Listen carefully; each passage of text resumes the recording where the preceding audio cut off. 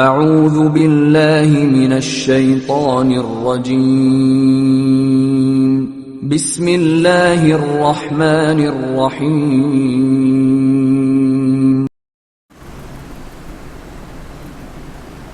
ان الحمد للہ نحمده ونستعینه ونستغفره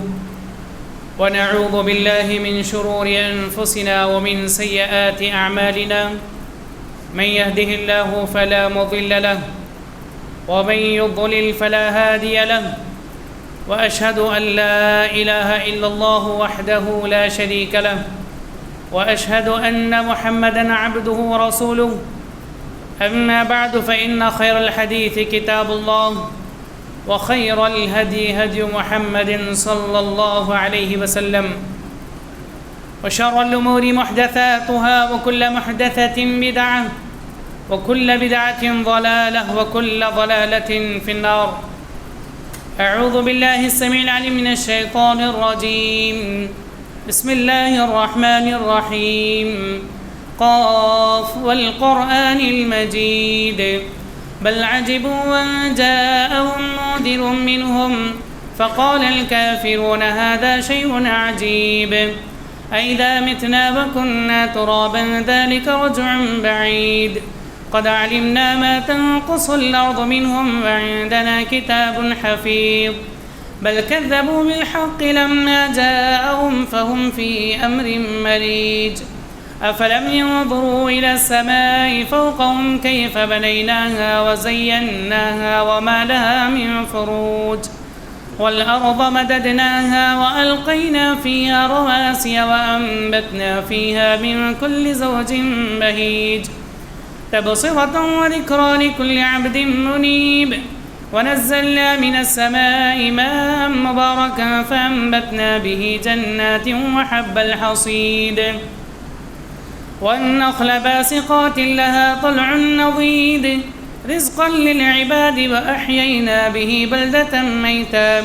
كذلك الخروج كذبت قبلهم قوم نوح وأصحاب الرس وثمود وعاد وفرعون وإخوان لوط وأصحاب الأيكة وقوم تبع كل كذب الرسل فحق وعيد أفعينا بالخلق الأول بل هم في لبس من خلق جديد. وقال جل شأنه في موضع آخر حافظوا على الصلوات والصلاة الوسطى وقوموا لله قانتين. حاضرین جمعہ، دینی مل اسلام بھائیوں، نوجوان ساتھیوں، پردہ نشین اسلامی رشتے کے ماں اور بہنیں، ہر قسم کی تعریف و توصیف، حمد و ثنا کی بریائی و بڑائی، بزرگی و برتری اسی خالق کائنات مالک ارض و سماء کے لیے زیبا ہے، جس نے اپنے رضا کے لیے، اپنی خوشندی حاصل کرنے کے لیے بندوں کے ذمے بہت ساری چیزیں اللہ تعالیٰ نے مقرر کی ہیں اور بہت ساری چیزیں ایسی ہمیں عطا کی ہیں جس پر عمل کر کے ایک مسلمان رب کو منا لیتا ہے، رب کی خوشنودی حاصل کر لیتا ہے، اور رب العالمین اس ہر نیکی کے اس کام پر بہترین سے بہترین اجر و ثواب عطا فرماتا ہے. یہ مواقع اور یہ چیزیں اللہ تعالیٰ نے ہم انسانوں کو عطا فرمائی ہیں، تو اس کا بہت بڑا اس کا احسان ہے، اس کا شکر ہے. بے شمار درود و سلام ہوں پیارے نبی جناب محمد مصطفیٰ صلی اللہ علیہ وسلم پر، جنہیں اللہ رب العالمین نے رہتی دنیا تک کے لیے آخری رسول و نبی بنا کر کے آپ کو اس دنیا میں مبعوث فرمایا. آپ صلی اللہ علیہ وسلم کی تعلیمات ہمارے لیے صرف اسوہ ہی نہیں ہے بلکہ ہمارے لیے شریعت کا حصہ ہیں. آپ نے جو کچھ کہا ہے، جو کچھ کیا ہے، اور آپ نے جس سے روکا ہے، اور خود آپ نے جن چیزوں سے خود آپ نے بھی بچا ہے، وہ ساری کی ساری چیزیں ہمارے لیے شریعت کے دائرے میں آتی ہیں اور شریعت کا حصہ ہیں. معزز سامعین و سامعات، آج کے اس خطبہ جمعہ میں جس چند باتوں پر میں آپ کی توجہ مبذول کرانا چاہتا ہوں، یا جس گوشے سے متعلق میں بات کرنا چاہتا ہوں، وہ ایک نماز کے ایک اہم رکن کے تعلق سے، نماز کے ایک اہم رکن کے تعلق سے. ہم اور آپ جانتے ہیں کہ اللہ رب العالمین نے قرآن مجید میں کئی مقامات پر بندے کو اس بات کی تعلیم دی اور حکم بھی دیا ہے کہ نماز کا اہتمام کرو، نماز کی پابندی کرو۔ کئی مقامات پر اللہ تعالیٰ نے اس بات کا ذکر کیا ہے،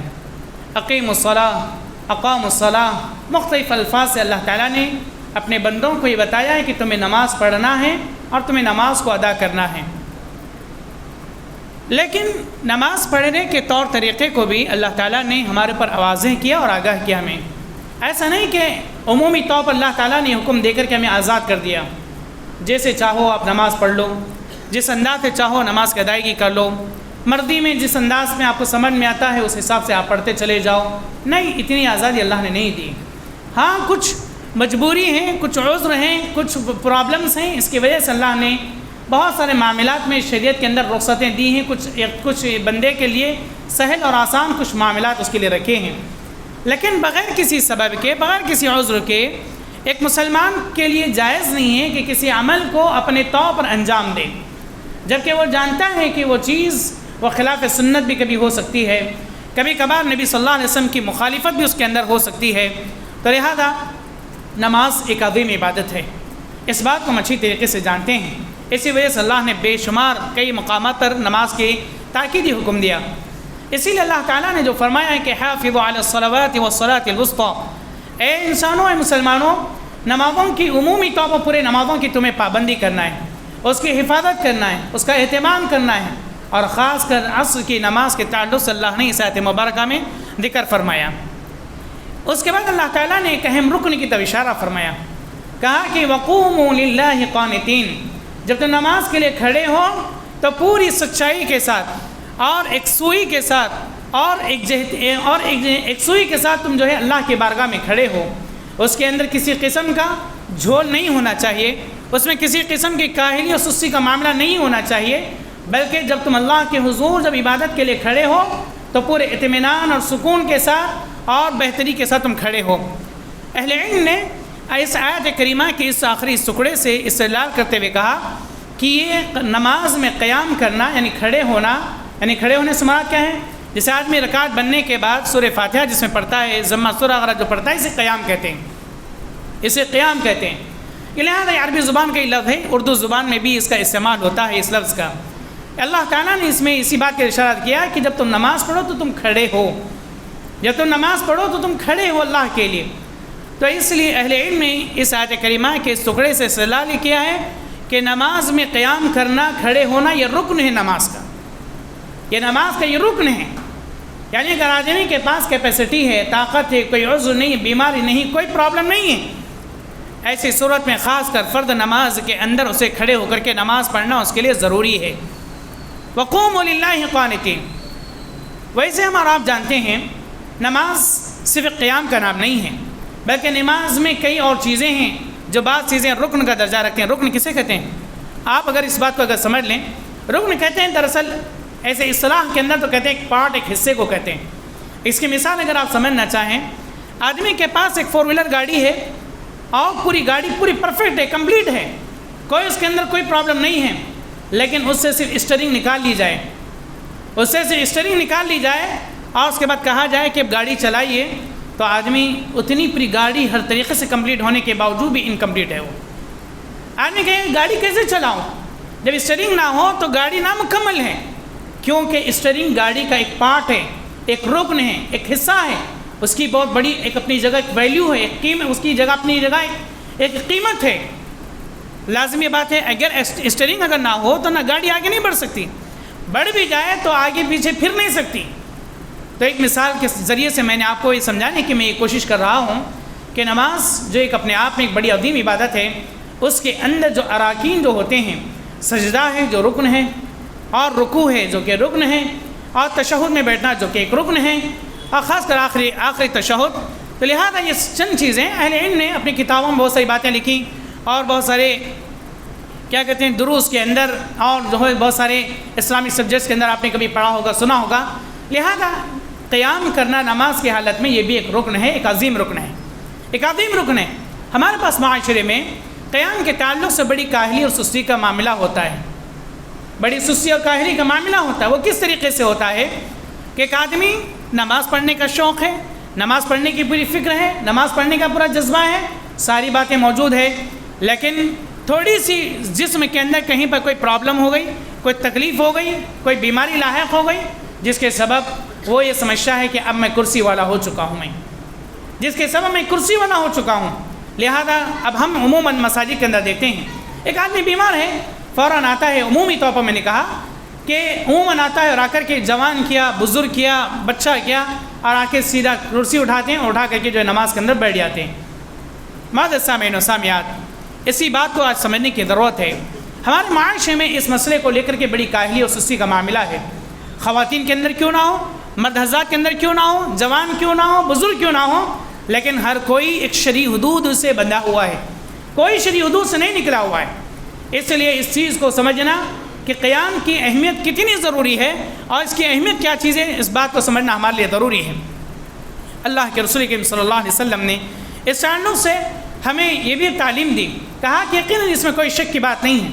مذہب اسلام نے جہاں ایک مسلمان کو اگر کوئی اس کی تکلیف لاحق ہے، کوئی پریشانی لاحق ہے، وہ کھڑے نہیں ہو سکتا ہے تو اسے بیٹھنے کی اجازت دی ہے، بیٹھ نہیں سکتا ہے تو اسے لیٹنے کی اجازت دی ہے، لیٹ نہیں سکتا ہے تو لیٹ کر کے اشارے سے نماز پڑھنے کی اجازت دی ہے۔ غرض یہ کہ جو بیٹھنا، اٹھنا، کھڑے ہونا سب نماز کے تعلق سے ہماری گفتگو چل رہی ہے،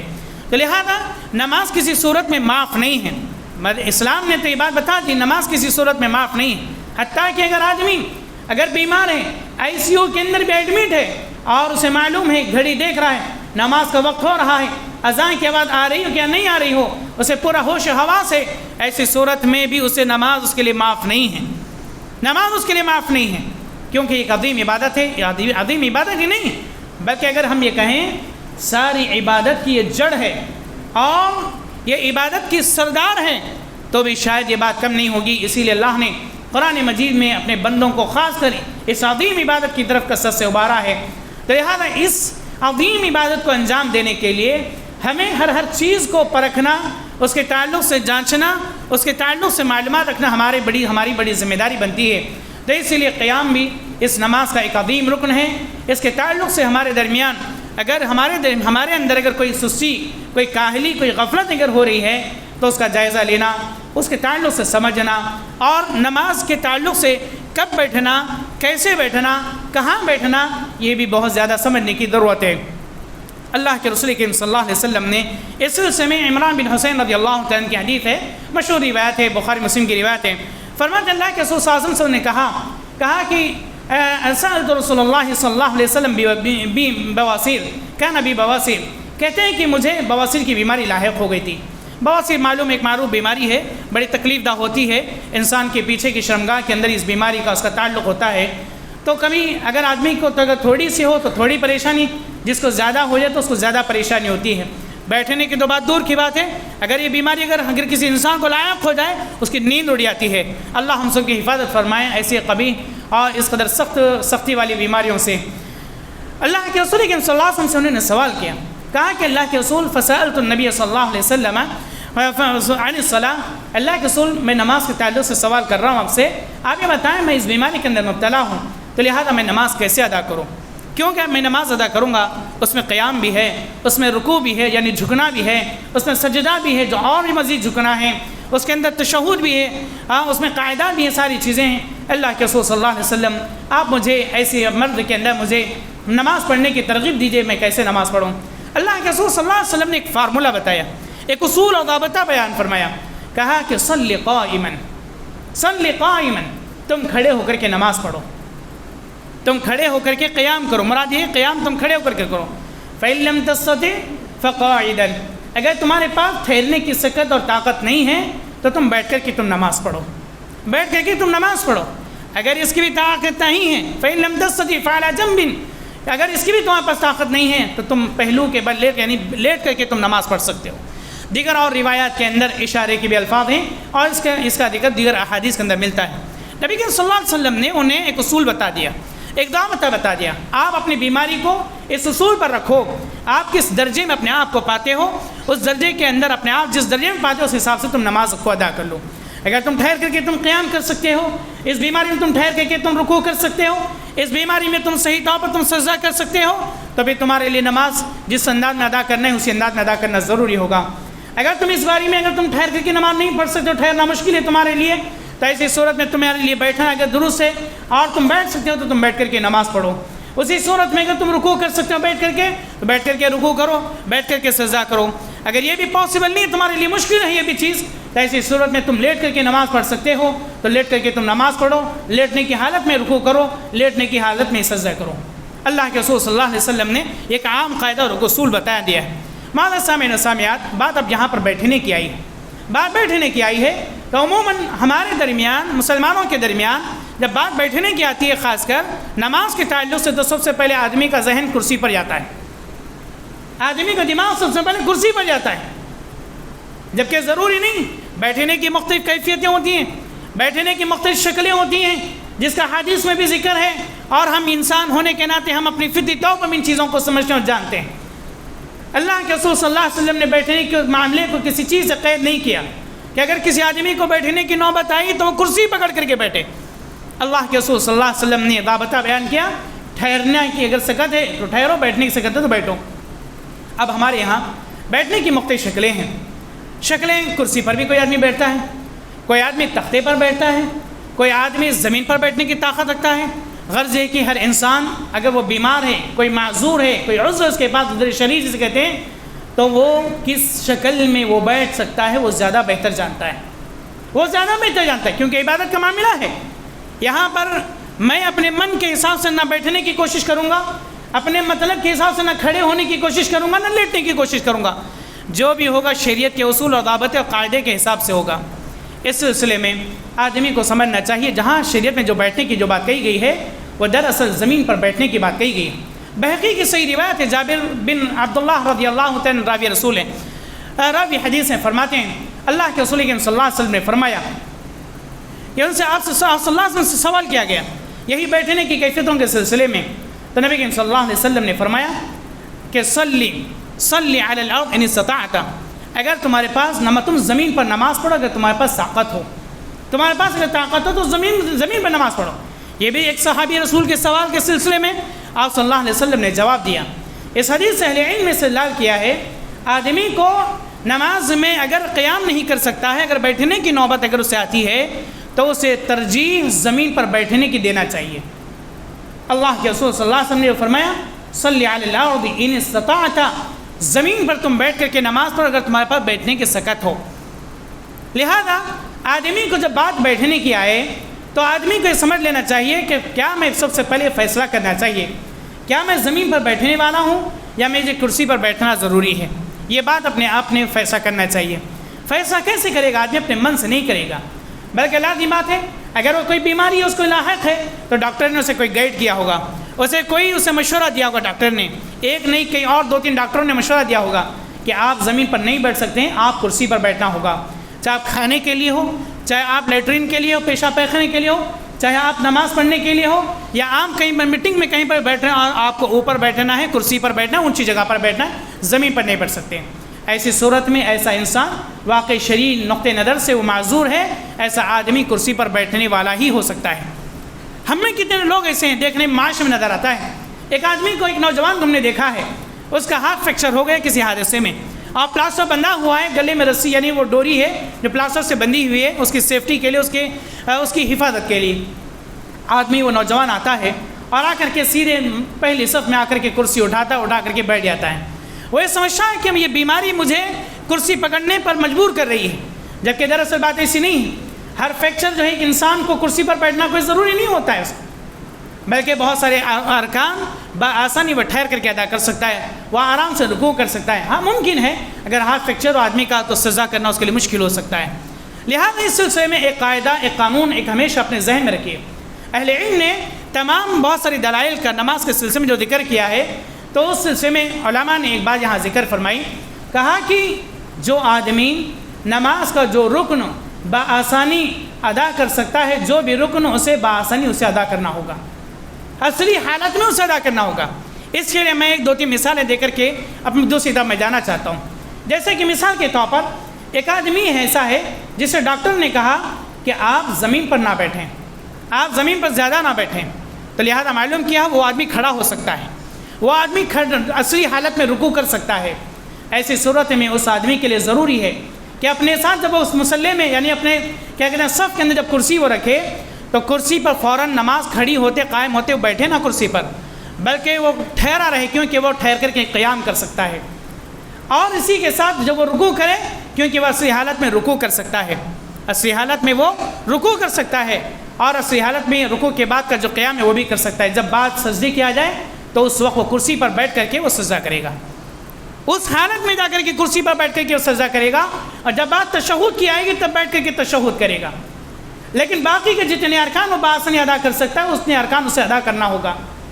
ایک آدمی ایسا ہے، ڈاکٹر نے کہا کہ آپ کھڑے نہیں ہو سکتے، آپ کھڑے نہیں ہو سکتے زیادہ دیر، بلکہ آپ بیٹھ کر کے زیادہ اپنے اعمال کو اپنے کاموں کو انجام دیں، لہذا یہاں پر فیصلہ کرنا ہوگا اس کا بیٹھنے کا معاملہ۔ زمین پر وہ بیٹھ سکتا ہے تو زمین کو ترجیح دے، کرسی کو ترجیح نہ دے۔ اگر وہ کرسی زمین پر بیٹھنا بھی مشکل، اس کے لیے کرسی ہے، کرسی پر بیٹھنا اس کے لیے زیادہ ضروری ہے، محتاط معاملہ ہے، ٹھیک ہے کرسی کا معاملہ۔ ایسی صورت میں مثال کے طور پر کیوں مثال دے رہا ہوں میں یہاں پر، تو اگر ڈاکٹر نے کہا کہ آپ زیادہ دیر کھڑا نہیں رہنا چاہیے، آپ بیٹھنا چاہیے، ایسی صورت میں وہ آدمی زمین پر سجدہ کر سکتا ہے اور زمین پر بیٹھ کے تشہد کر سکتا ہے اصلی حالت میں، لہذا اسی حالت میں وہ قیام کے معاملے کو وہ بیٹھ کر کے ادا کرے گا، قیام کی حالت کو بیٹھ کر کے ادا کرے گا، رکوع کے معاملے کو بھی اصلی حالت سے ہٹ کر کے بیٹھ کر کے ادا کرے گا۔ لیکن جب بات سجدے کی آئے گی تو اسے صحیح معنی میں جیسے ایک مسلمان کو سجدہ کرنے کا حکم دے اس حساب سے سجدہ کرنا ہوگا۔ لہذا اسی لیے میں نے کہا ایک اصول کو ذہن میں رکھیں کہ ہم اور آپ نماز کے جس رکن کو صحیح طور پر ہم ادا کر سکتے ہیں تو اس کو اسی طور پر ادا کرنا ہمارے لیے ضروری ہے۔ جہاں تک ہم ادا کر سکتے ہیں وہاں تک ادا کرنا ضروری ہے، اور جو رکن ہم ادا نہیں کر سکتے اپنی صحت کی وجہ سے، ڈاکٹر کے منع کی وجہ سے، دیگر کوئی شرعی عذر کے سبب، ایسی صورت میں وہ جس نوعیت میں کر سکتا ہے اس نوعیت میں کریں، جس نوعیت میں کر سکتا ہے۔ اب رہا سوال ایک آدمی بیٹھنے کی، جب بات آئی زمین پر، آدمی کیسے بیٹھے گا؟ جیسے اس کو سہولت ہو اس حساب سے بیٹھے، جیسے اس کو سہولت ہو اس حساب سے بیٹھے۔ مثال کے طور پر ہماری زبان میں اگر مثال عام طور پر ہم نماز میں تشہد میں جیسا بیٹھتے ہیں ویسا بیٹھ سکتا ہے، الحمدللہ ویسے بیٹھے آدمی بیٹھ کے نماز کرے، ویسا بھی نہیں بیٹھ سکتا ہے آدمی، ہم اپنی زبان جسے ادب سے بیٹھنا جسے کہتے ہیں پلٹی مار کر کے، اگر ویسا بیٹھ کر کے پڑھ سکتا ہے نماز تو آدمی ویسا بیٹھ کر کے نماز پڑھے۔ ویسے نہیں بیٹھ سکتا آدمی، اپنے قدموں کو اسٹریٹ کر کے قبلے کی طرف پیر کرنا پڑ رہا ہے، اسے بیٹھ کر کے نماز پڑھنی تو اسی صورت میں بیٹھ کر کے نماز ادا کرے گا۔ فوراً کرسی کا اہتمام ہمارے لیے جائز نہیں ہے اس وقت تک جب تک کہ ڈاکٹر نے بالکل ہمیں یہ بتا دیا ہے کہ آپ کے لیے کرسی ضروری ہے زندگی کے سارے مراحل میں، تب ایسی صورت میں آدمی کے لیے کرسی لازمی ضروری سمجھی جائے گی نماز کے لیے۔ اس سلسلے میں دیکھیں ایک روایت ہے صحابہ کرام کس قدر اہتمام کیا کرتے تھے، حالانکہ ان کی زندگیوں کے اندر آپ دیکھیں نمازوں کے تعلق سے کس قدر محتاط رہتے ہیں۔ اللہ کے رسول صلی اللہ علیہ وسلم کو خود دیکھیں، آپ صلی اللہ علیہ وسلم آخری مرد کے اندر جس مرد میں آپ کی وفات ہوئی حضرت ابوبکر صدیق رضی اللہ عنہ نماز پڑھا رہے ہیں، اللہ کے رسول کریم صلی اللہ علیہ وسلم دو صحابہ کرام کے درمیان دونوں صحابہ کرام کا سہارا لے کر کے ان کے کندھوں پر اپنے ہاتھ کو رکھ کر کے اپنے حجرہ عائشہ سے نکلتے ہیں، مسجد نبی میں داخل ہوتے ہیں، آپ کے پیر گھسیٹے جا رہے ہیں زمین پر، اور آ کر کے آپ زمین پر بیٹھ کر کے نماز پڑھتے ہیں۔ اللہ کے رسول کریم صلی اللہ علیہ وسلم کے اس عمل کو یعنی اس آپ کے اس عمل کو صحابہ کرام نے نوٹ کیا اور احادیث کی شکل میں ہمارے درمیان اس کو رکھا۔ حضرت ابوبکر صدیق رضی اللہ تعالیٰ عنہ کے بعد وہ بیٹھتے ہیں، آپ کے پیچھے نماز پڑھتے ہیں، زمین پر بیٹھ کر کے نبی صلی اللہ علیہ وسلم پڑھتے ہیں۔ آپ کو چلنے کی سکت نہیں ہے، طاقت نہیں ہے، اس کے باوجود بھی آپ نکل کر کے آئے اور آ کر کے صحابہ کرام کا سہارا لیا اور آ کر کے آپ زمین پر بیٹھ کر کے نماز پڑھیں۔ اس سے اہل علم نے اصطلاح کیا ہے کہ آدمی کو جب بیٹھنے کی بات آئے تو سب سے پہلے زمین پر بیٹھنے کی کوشش اور اس کی فکر اسے کرنا چاہیے۔ اس سلسلے میں ہلال بن یساف رحمہ اللہ جو تابعین میں سے آتے ہیں وہ کہتے ہیں کہ واقعہ نقل کرتے ہیں اس سلسلے میں، کہتے ہیں میں شام کا علاقہ رقہ ایک شہر ہے، کہتے ہیں کہ میں رقہ شہر میں گیا تو وہاں جب میں گیا تو کچھ میرے ساتھی تھے میرے دور کے، انہوں نے کہا مجھ سے کیا تم یہ چاہتے ہو کہ تم یہاں اس شہر کے اندر ایک صحابی رسول وابصہ رضی اللہ عنہ جن کا نام ہے ان سے ملاقات کرنا چاہتے ہو؟ تو انہوں نے کہا کہ اس سے بڑی نعمت اور کیا ہو سکتی ہے، میری آنکھوں سے میں ان شخصیتوں کو دیکھوں جنہوں نے نبی کے ساتھ زندگی گزاری۔ کہا کہ میں ضرور دیکھنا چاہتا ہوں، تو کہا کہ چلو چل کر دیکھتے ہیں۔ انہوں نے کہا اپنے ساتھیوں سے میں پہلے دیکھنا چاہتا ہوں کہ ان کے حلیے کو، ان کے لباس کو، ان کے انداز کو، یہ صحابی ہیں ان کا معاملہ ان کا کیسے میں دیکھنا چاہتا ہوں۔ کہتے ہیں کہ جب ہم ان کے پاس گھر پہنچے تو میں نے دیکھا کہ ان کے سر پر 2 کان کی ٹوپی ہے، یعنی جیسے سردی کے موسم میں جو آدمی ٹوپی پہنتا ہے 2 کان کی ٹوپی ہے، اور ان کے جسم پر جو کپڑا ہے جو جھبا ہے وہ گرد آلود ہے یعنی میلا کچیلا ہے، اور آپ نماز پڑھ رہے ہیں، بوڑھے ہیں، بزرگ ہیں، آپ نماز پڑھ رہے ہیں، آپ اپنی کمر پر لاٹھی کا سہارا لے کر کے نماز پڑھ رہے ہیں، کمر پر لاٹھی کا سہارا لے کر کے نماز پڑھ رہے ہیں، اور نفل نماز ہے، کوئی فرض نماز نہیں ہے۔ اللہ اکبر۔ جب انہوں نے یہ ماجرا دیکھا، منظر دیکھا، تو انہوں نے سلام کلام دعا خیر خیریت کے بعد انہوں نے کہا کہ میں نے آپ سے ایک نیا عمل دیکھا ہے۔ کہا کون سا نیا عمل دیکھا ہے؟ کہ میں نے دیکھا کہ آپ لاٹھی کا ٹیک لے کر کے بڑی مشقت سے نماز آپ پڑھ رہے ہیں، یہ لاٹھی کا ٹیک لینا کہاں تک صحیح درست ہے وہ جاننا چاہ رہے تھے۔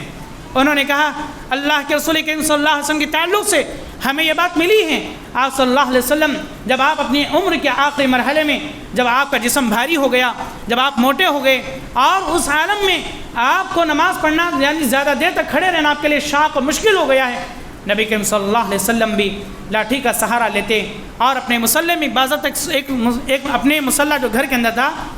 اس میں آپ نے ایک لاٹھی گاڑ دی ہمیشہ کے لیے، اور جب بھی آپ تھکان محسوس کرتے اپنی کمر کا سہارا اس لاٹھی سے لیتے اور نماز کو جاری رکھتے۔ اسی وجہ سے میں نے نبی کریم صلی اللہ علیہ وسلم کے اسی عمل کو میں نے سنا ہے جب سے، تو میں بھی جو ہے اسی عمل پر اسی سنت پر عمل پیرا ہوں۔ سبحان اللہ۔ غور کیجئے صحابہ کرام کس قدر عبادت کے معاملے میں، ارکان کے معاملے میں محتاط رہتے تھے۔ لہذا معزز مسلمانوں، معزز ماؤں بہنوں، ایک آخری بات طویل ہوتی آ رہی ہے، کچھ اور باتیں تھیں،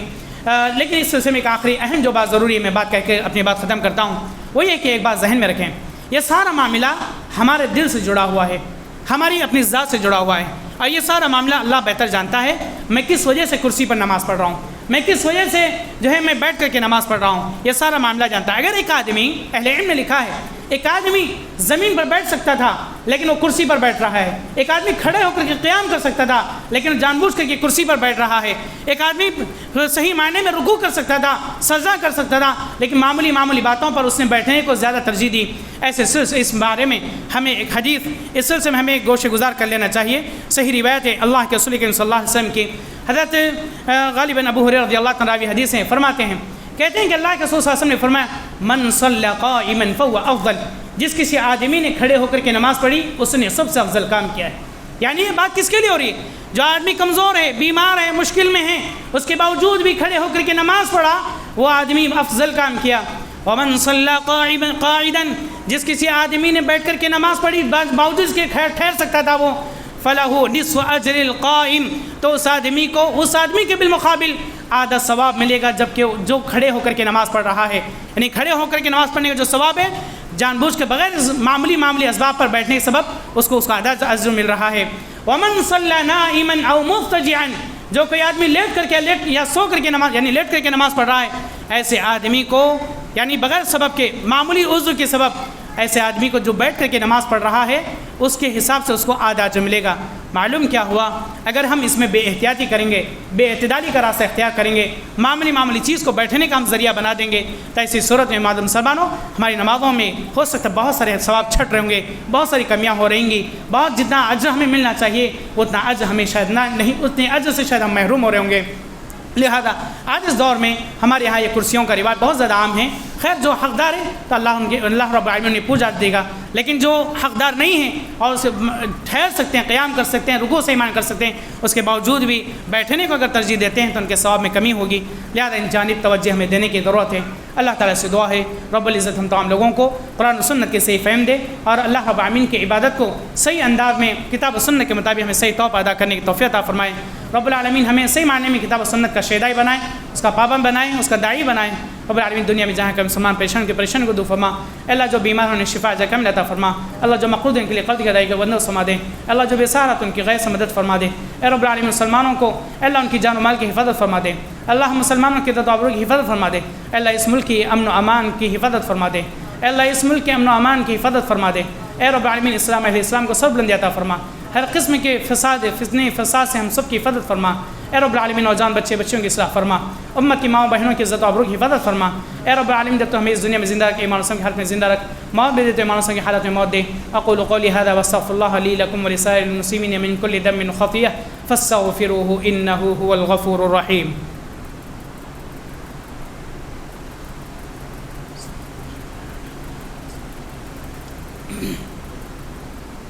إن الحمد لله نحمده ونستعينه ونستغفره ونعوذ بالله من شرور أنفسنا ومن سيئات أعمالنا، من يهده الله فلا مضل له ومن يضلل فلا هادي له، وأشهد أن لا إله إلا الله وحده لا شريك له وأشهد أن محمدا عبده ورسوله. أما بعد فإن خير الحديث كتاب الله وخير الهدي هدي محمد صلى الله عليه وسلم وشر الأمور محدثاتها وكل محدثة بدعة وكل بدعة ضلالة وكل ضلالة في النار. أعوذ بالله السميع العليم من الشيطان الرجيم. بسم الله الرحمن الرحيم. إن الله وملائكته يصلون على النبي يا أيها الذين آمنوا صلوا عليه وسلموا تسليما. اللهم صل على محمد وعلى آل محمد كما صليت على إبراهيم وعلى آل إبراهيم إنك حميد مجيد. اللهم بارك على محمد وعلى آل محمد كما باركت على إبراهيم وعلى آل إبراهيم إنك حميد مجيد. عباد الله ورحمني ورحمكم الله، إن الله يأمر بالعدل والإحسان وإيتاء ذي القربى وينهى عن الفحشاء والمنكر والبغي يعظكم لعلكم تذكرون. واذكروا الله يذكركم وادعوه يستجب لكم ولذكر الله أكبر.